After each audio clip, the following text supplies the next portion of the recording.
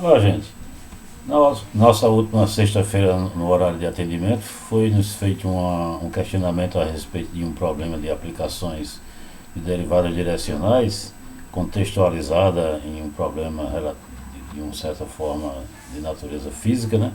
Onde se perguntava o comportamento da temperatura no caso de um ponto material se movimentando ao longo de um círculo e a temperatura sendo dada no plano por uma determinada função t em função das coordenadas do ponto x e y.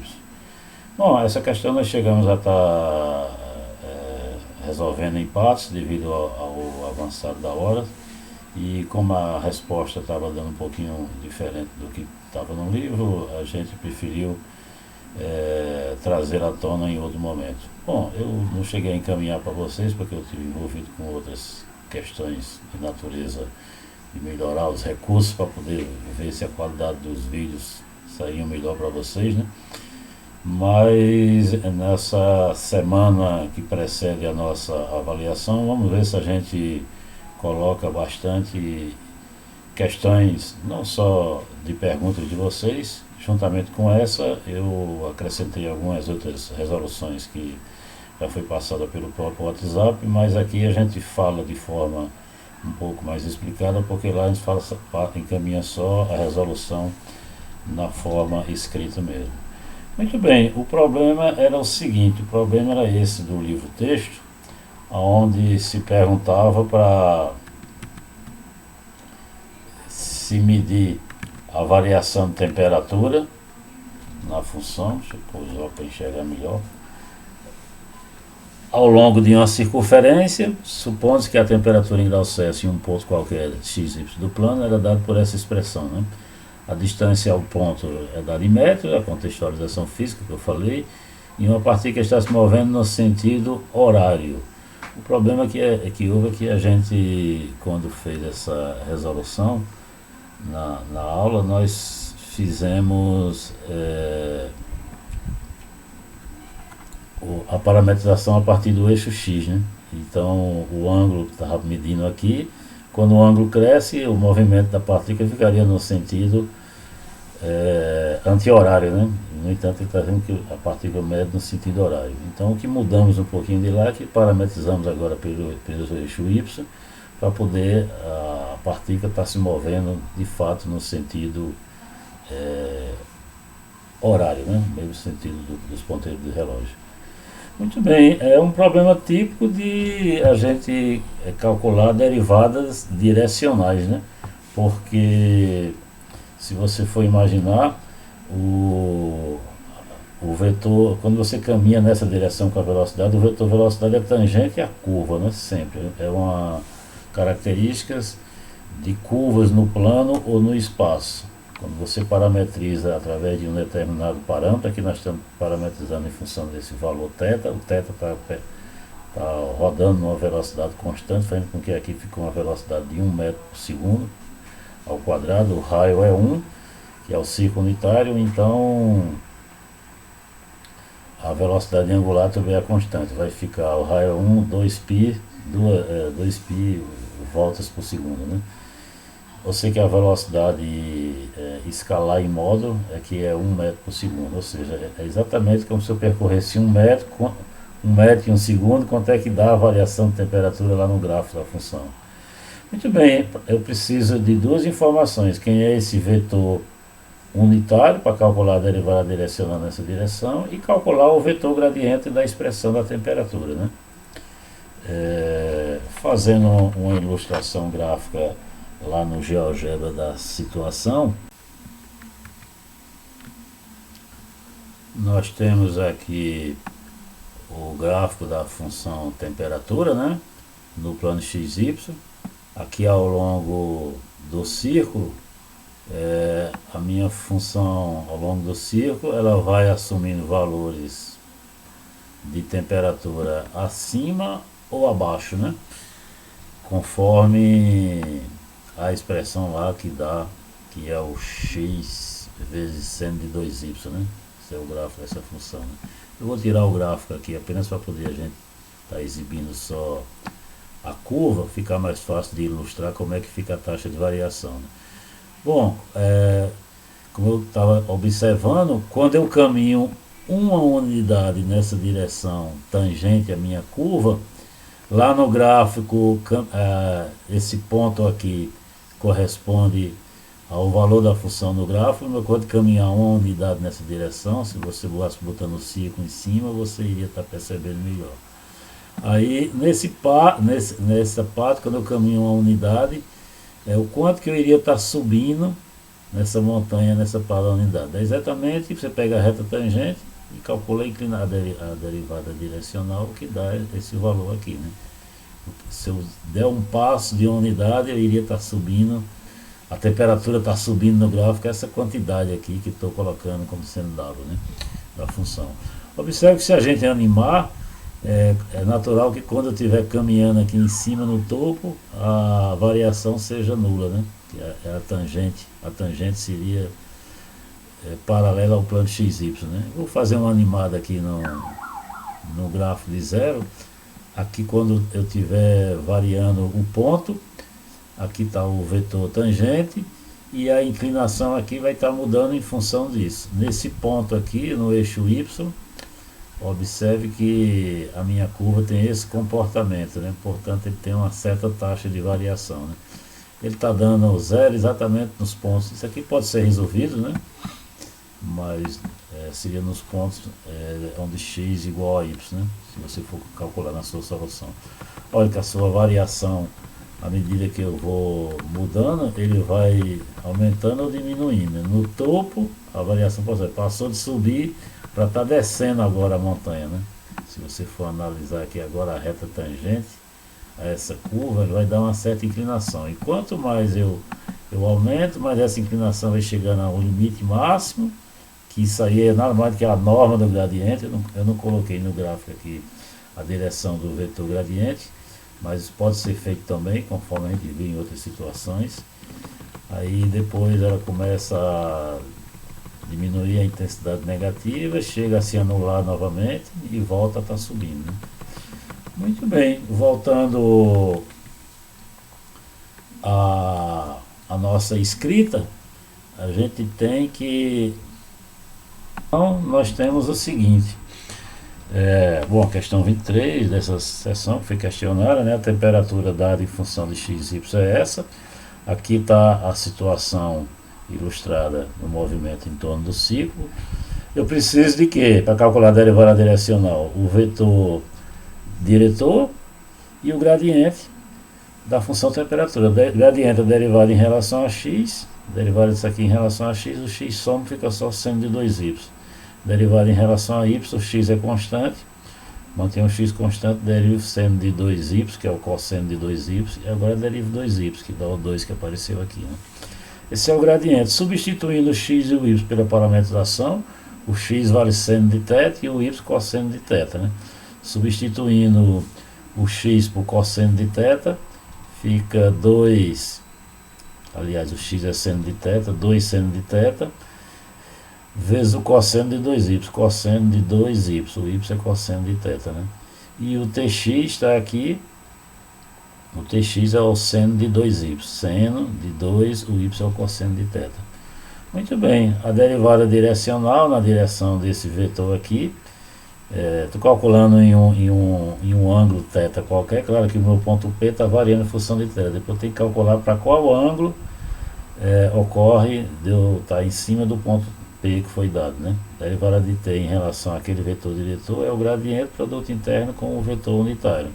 O gradiente é esse que nós calculamos aqui em função de θ, a derivada em relação a x, derivada em relação a y, em termos de θ, que eu estou substituindo, em relação a x, em relação a y. E aqui é o vetor tangente à curva unitária, né? Muito bem. Fazendo as contas, o produto interno é a multiplicação da primeira pela primeira, a segunda pela segunda. Ficou cosseno de θ vezes seno de 2 cosseno de θ. Cosseno de θ, seno de 2 cosseno de θ. Menos a segunda coordenada, ficou menos um seno que aparece aqui. Aqui tem 2 seno, aparece um seno novamente, ficou ao quadrado. Cosseno de 2 cosseno de θ. Bom, a expressão dependendo de θ que eu coloquei lá, se você for olhar no GeoGebra, é exatamente a mesma expressão, né? Eu vou até mostrar de forma ampliada para poder vocês ficarem vendo melhor, né? Bom, mostrando aqui de forma ampliada no GeoGebra, aqui está a expressão daquele segmento que dá exatamente a taxa de variação em cada ponto θ. Observe que aqui eu estou botando as coordenadas do ponto mais as coordenadas da derivada, que é onde fica o segmento unindo a extremidade da minha expressão até a minha função no início, né? Se você for olhar de forma ampliada, a expressão no finalzinho dá exatamente a que aparece lá no papel, né? Se você for observar a expressão aqui, o cosseno do seno de 2θ menos seno de 2θ é exatamente a expressão que eu estou colocando lá, né? O valor da função, cosseno do seno de 2 cosseno θ menos 2 seno ao quadrado. Ou seja, se você fizer as contas e colocar tudo conforme ele disse, não errar nas contas, o troço funciona direitinho na hora de fazer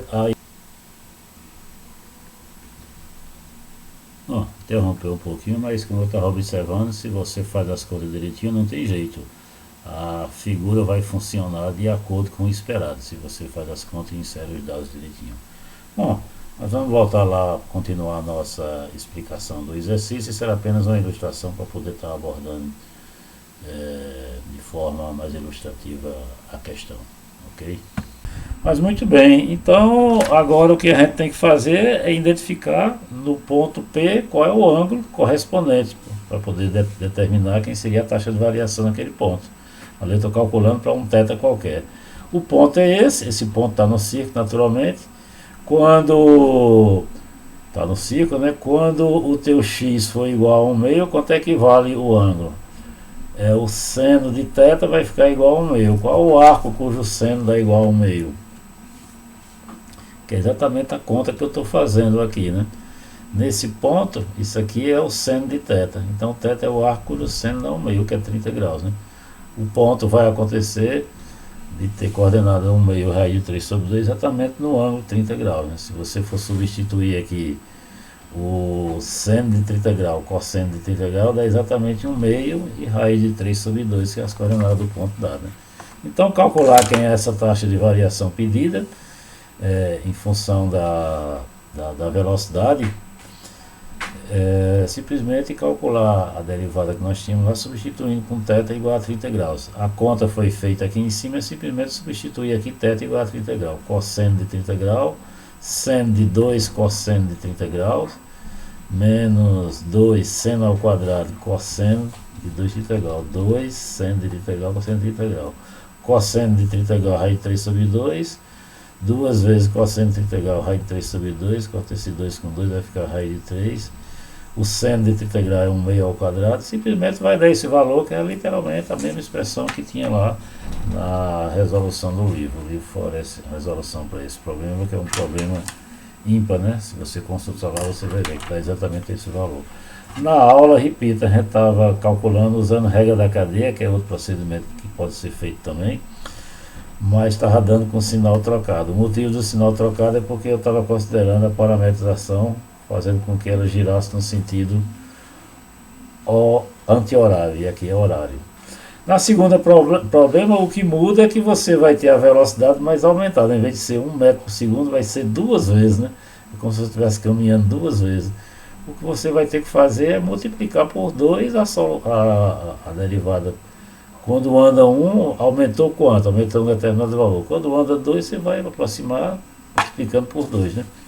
Por 2 metros medindo por segundo. Que é exatamente o que nós fizemos aqui. A taxa de variação da temperatura quando eu percorro a velocidade de 2 metros por segundo, ou seja, estou aproximando da diferencial, é a derivada direcional vezes o quanto foi percorrido, que no caso a distância percorrida, a distância percorrida é a velocidade vezes o tempo, né? Então ds dt é 2. Substituindo aqui o ds por sua expressão, dá 2 dt, né? Quando eu passar dt para aqui dividindo, da variação da temperatura com o tempo, que é o que está sendo pedido no ponto dado, né?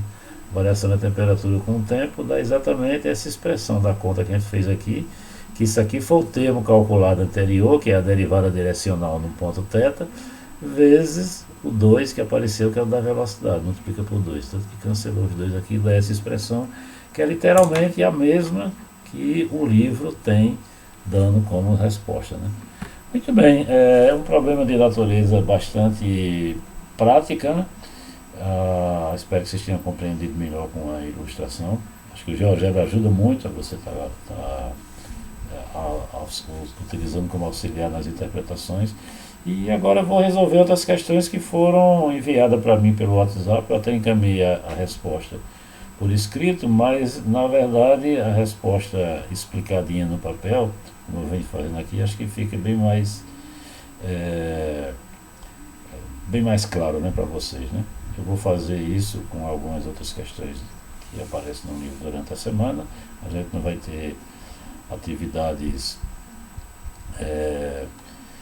nem de aula de conteúdo, né? Então vamos exercitar bastante a prática e espero que isso aí auxilie vocês entenderem o que é que deve estar precisando ter de conhecimento para ser utilizado na prova. Muito bem. Muito bem, a nossa próxima questão é essa questão da seção 14.6, né, que fala de inferir o erro, né, da aproximação da função pela sua diferencial. Então ele considera a seguinte situação: uma caixa retangular fechada com base quadrada, ou seja, a base da caixa é um retângulo, né, de lado x. Se x é medido na hora de você fazer essa avaliação do comprimento, você pode estar cometendo um erro lá na hora de cortar o tamanho do material que está utilizando a caixa, da ordem de 2%, e já o erro para a altura é de 3%. Quando ele fala em erro aqui, é o erro relativo, né? O tamanho que você mediu em relação ao tamanho real que você gostaria. Mesma coisa com relação ao y. Ou seja, a variação do x sobre x. E aqui esse erro é a variação do y sobre y, né? A diferencial sobre o valor do y. Se é da ordem de 3, então você tem o seguinte, né?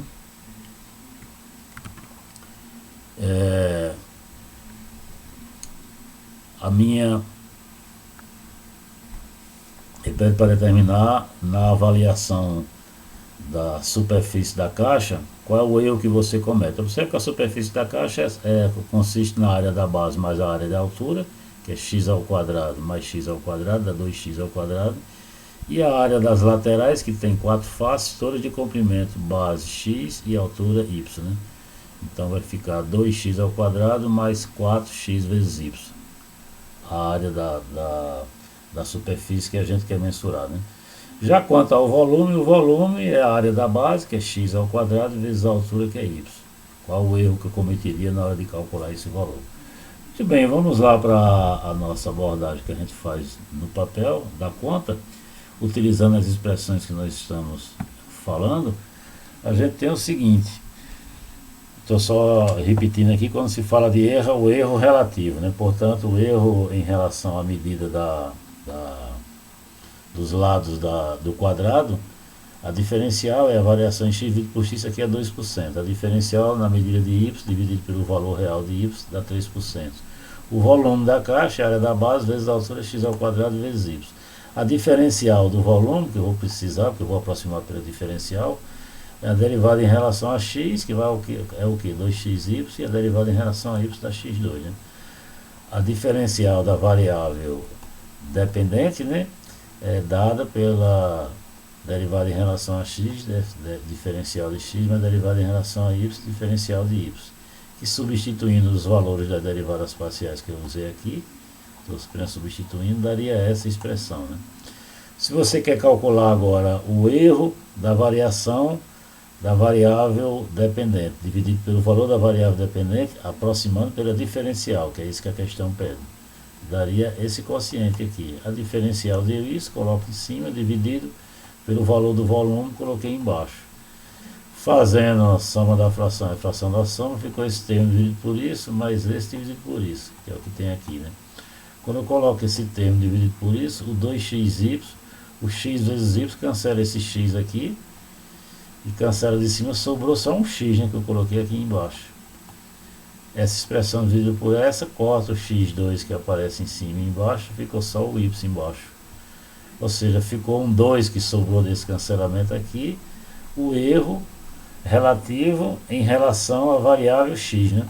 Mas aqui sobrou só o dy sobre y, que é exatamente o erro relativo em relação à variável y. Ou seja, o resultado ficou duas vezes o erro relativo na variável x, que é 2%, 2 vezes 2%, mais dy sobre y, esse valor aqui dá 3%.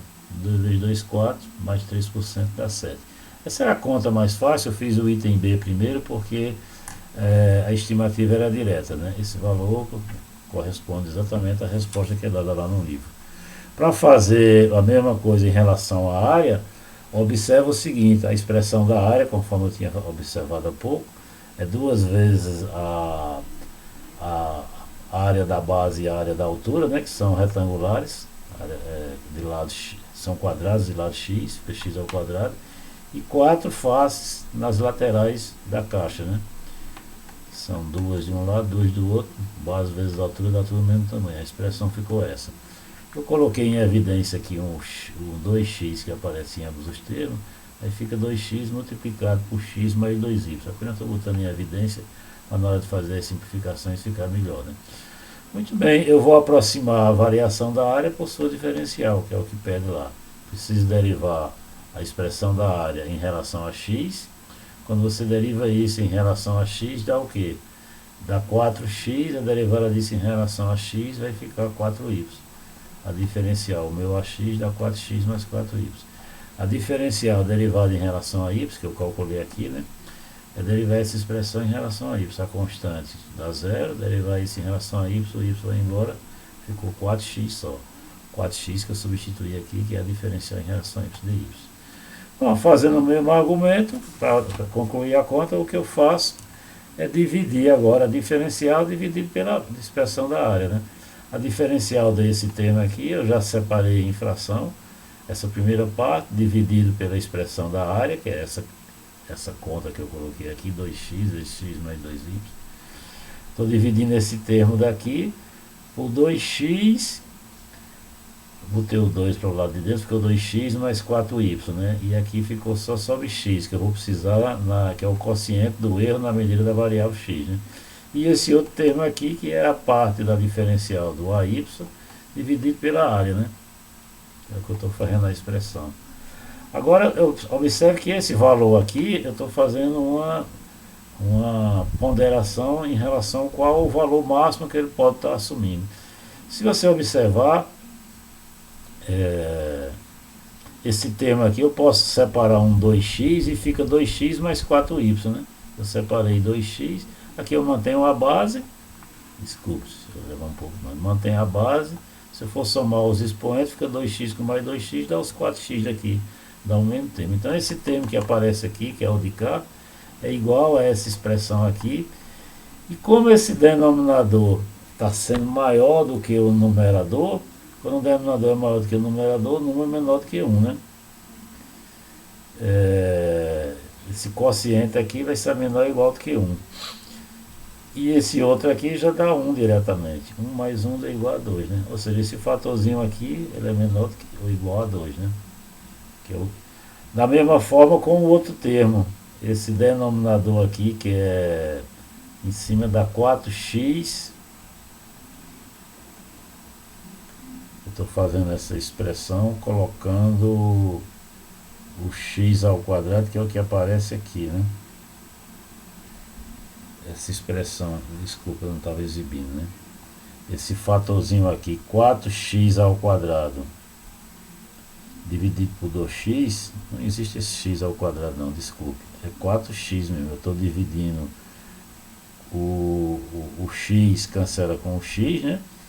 e ficou dividido por 2 aqui, vai embora, deu 4 dividido por 2 deu igual a 2. É melhor botar aqui em cima para não estar atrapalhando, pensando que é o quadrado, né? Então esse termo aqui de cima do numerador ficou 2, e embaixo foi-se embora 2x, ficou somente x mais 2y. 2 dividido por isso, esse denominador, x mais 2y é maior do que 2y, né? Então, quando ele está no quociente, esse termo aqui, esse termo dividido por esse é menor do que esse dividido só por uma das partes. Aqui eu estou dividindo por um número maior, aqui estou dividindo por um número menor. Então o número da direita fica maior do que o da esquerda, né? Esse termo aqui é igual a 1 sobre y, né? Ou seja, se você voltar a sua conta lá em cima, a variação da área dividida pela área, que é isso aqui, fica menor ou igual. Esse termo é 2, ficou dx sobre x, né? 2 dx sobre x. E o outro, que é 4 sobre esse termo aqui, 4, a variação ficou igual a 1 sobre y. 1 sobre y dy. Aqui só tinha dy, né? Esse termo aqui é igual a 1 sobre y, ficou só sobre y. Volta novamente, 2 vezes 2%, mas isso aqui que é 3%, daria 7%. Salvo engano, no livro tem dizendo que o erro é 5%. Às vezes essa majoração minha aqui pode não estar ótima. A gente podia talvez estar trocando por sinal. Esse número aqui é maior do que em vez de se eu somar eu subtrair, né? Talvez entre uma subtração. Eu não fiz raciocínio para ver como melhorar essa estimativa. Ou talvez o livro esteja errando também. A gente teria que raciocinar com calma. Eu não parei para poder estar fazendo essa conta para chegar na solução do livro. Mas, em verdade, é uma estimativa, né? Pode não ser a melhor, mas é uma estimativa que a gente está obtendo. Se vocês quiserem tentar raciocinar para ver se chega aos 5% aqui, observe que esse termo aqui fica maior do que esse se você botar um negativo, né? Para poder a expressão ficar negativa. Bom, eu não sei, só raciocinando para poder a gente ponderar essa parte aí. Bom, nossa próxima questão é essa questão aqui, né, que alguém nos encaminhou, acho que do livro texto, né, observando lá na página do livro, ela está relacionada com as aplicações do vetor gradiente como sendo a direção que a função mais cresce e mais decresce, né, interpretação do gradiente, uma das interpretações. Essa é a questão da seção 14.5, que é dada uma função e pede para encontrar os valores de direções para os quais, nesse ponto, a derivada direcional, isso aqui lembrando é também um símbolo para a derivada direcional, que a gente observou, além de outros que o livro geralmente usa, para os quais essa situação ocorre. A derivada direcional de f naquele ponto assume o maior valor. A gente viu que a resposta natural de um teorema que nós abordamos é a direção do vetor gradiente. Se ele está pedindo um vetor como sendo direção ao qual essa variação vai acontecer, isso, derivada direcional só calcula para vetor unitário. Se simplesmente você calcular o versor do vetor gradiente, calcular o vetor gradiente e determinar o versor dele, que é ele dividido pela norma dele. Direção em que assume o mínimo é a direção contrária. E a direção em que se anula, a gente já viu que é a direção perpendicular do vetor gradiente. Calculando a norma do vetor gradiente, dependendo desse valor, se está dentro do intervalo menos a norma e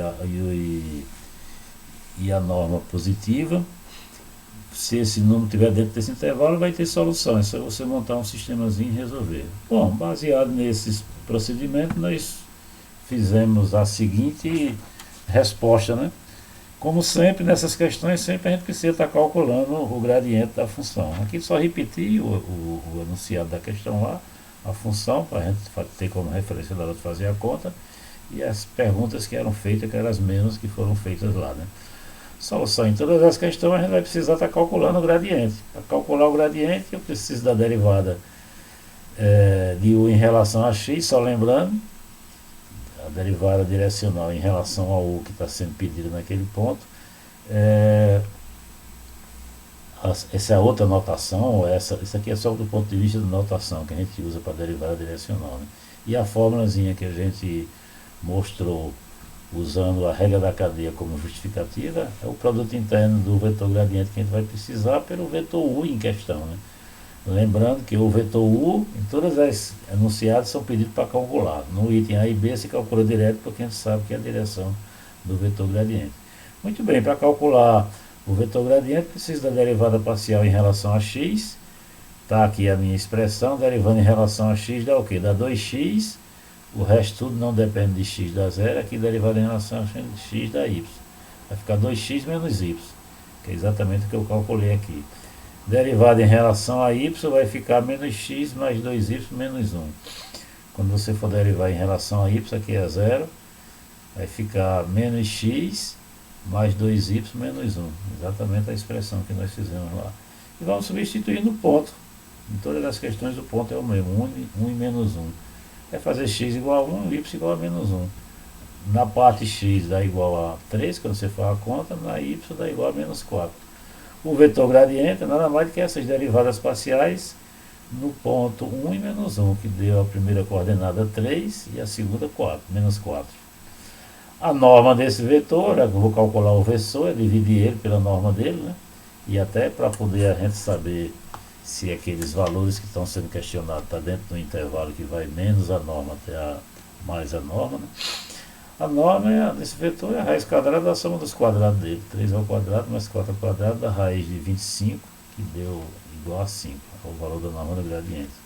Ou seja, a resposta do item A, o vetor do gradiente é dividir o gradiente pela norma dele. 3 menos 4 dividido por 5, dá esse aqui, a solução do item A, né?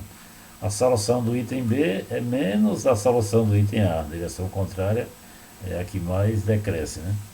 Ou seja, é só trocar os sinais desse vetor que você já responde, né? No item C é você encontrar um vetor que é perpendicular.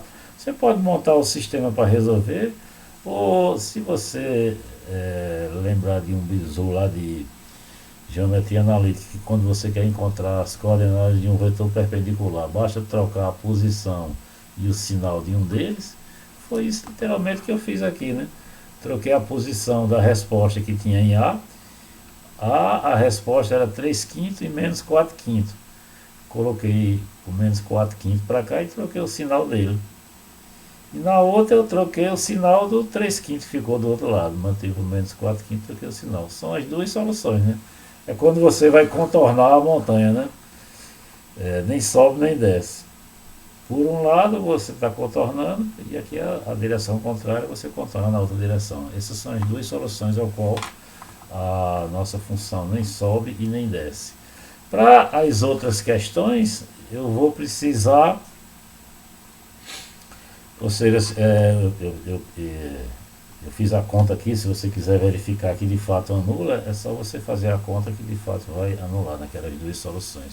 Para o item D, que poderia também estar sendo usado para resolver isso aqui, eu estou chamando de U o valor que eu estou querendo calcular de um vetor unitário que tem como coordenadas as variáveis A e B, né?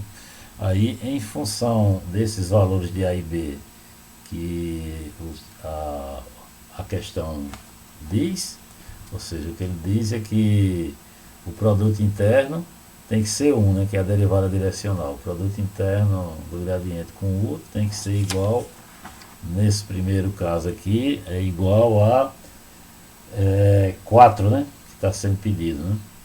Ou seja, a derivada direcional, que é 4, derivada direcional dá o vetor gradiente vezes o vetor U. O vetor gradiente dá esse, o vetor U estou chamando de coordenadas AB. Ou seja, 3A menos 4B dá igual a 4, já é uma equação. A outra equação é porque o vetor é unitário, A ao quadrado mais B ao quadrado é igual a 1. Estou chamando essa equação de 1. E aqui estou chamando a segunda equação por um outro número. Coloquei aqui as duas novamente, estou chamando de 2. Isolando o B aqui nessa variável, passo o 3A por outro lado, depois divido por 4. 4 dividido por 4 dá 1, o 3 pelo lado de cá vem negativo, e dividido pelo 4, está multiplicando o B, ficou essa expressão, né?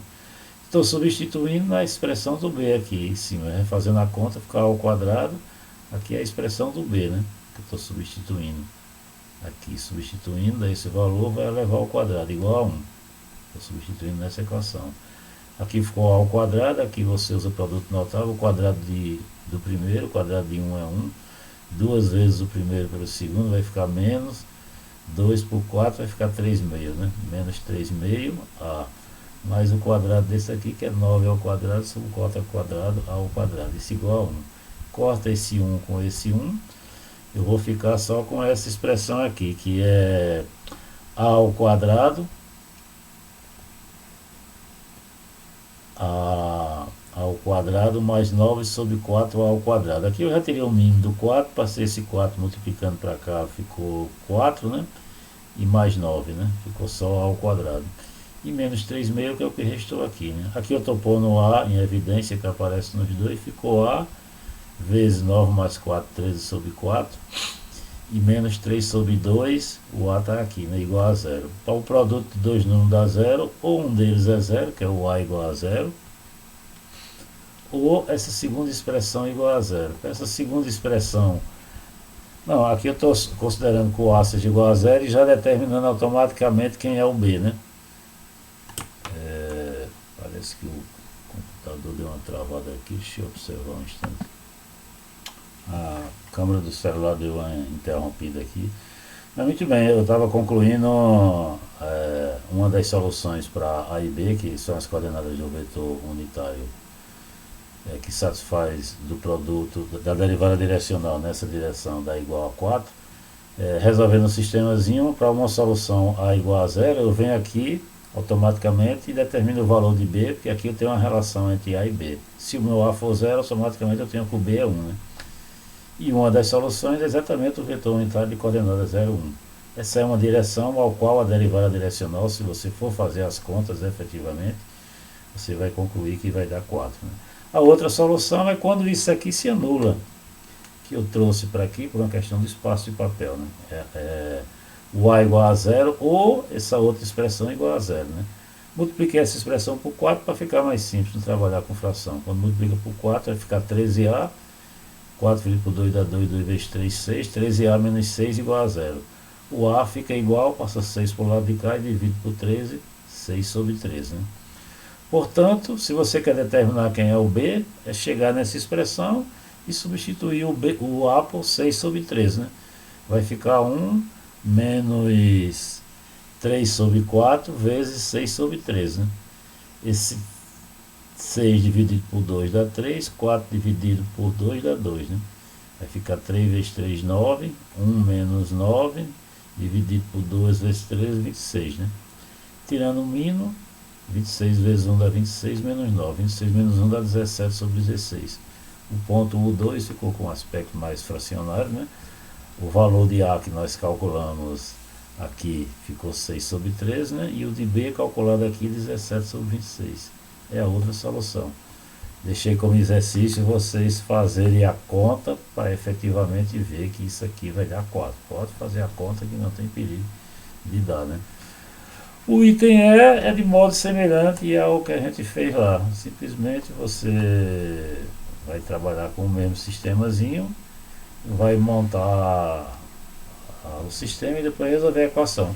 Deixei como exercício porque essa parte, o que o pessoal mais reclama do ponto de vista de conta é porque sempre aparece sistemazinhos para estar resolvendo. Então é bom vocês praticarem, né? Porque quanto mais desenvoltura vocês tiverem, essa parte, embora não seja chata do ponto de vista de ser subjetiva, com conceitos, teoria, que muitas vezes a pessoa no primeiro contato não tem desenvoltura para estar respondendo, mas ela tem conta, né? Conta que se a gente não ficar atento, a gente erra em conta às vezes por meros detalhes em observância. Né? Observe que esses três sistemas lá no item C, D e E, todos eles têm soluções, se você for resolver montando do jeito que a gente faz aqui. O vetor U é unitário e a expressão do produto interno do gradiente com o vetor de coordenadas AB, que sempre dá esse valor, dá igual ao valor da taxa que você está encontrando, que no caso agora é para ser menos 3. Né? Ele sempre vai ter solução se o valor que você está querendo determinar está dentro do intervalo, que vai do menos a norma do gradiente até mais a norma do gradiente. Se você pegar um valor fora desse intervalo, esse teu sistema aqui vai te dar impossível. Né? Quer fazer um teste? Brinque, muitas vezes em prova a gente coloca para poder vocês estar resolvendo, não tentando resolver o sistema, que não vai ter solução, mas está concluindo por conta lá do teorema que diz que sempre que ele cair fora desse intervalo, seria um valor maior do que o máximo. Não vai existir, claro, né? Você tentar resolver esse sistemazinho aqui, colocando 6, ou menos 6, ou qualquer número maior do que 5, vocês vão verificar que o sistema não tem solução. Tentem só com um exercício para verificar. Vai dar, certamente, na hora de você calcular a equação do segundo grau, um discriminante negativo, né? Você não teria raiz de número negativo para poder estar resolvendo. Bom, por hora, acho que é esse os exemplos que a gente tem para estar abordando. Se eu não lembrar de mais algum, eu falo depois para vocês. Muito bem, até sexta-feira à noite, onde a gente abordará mais questões, né?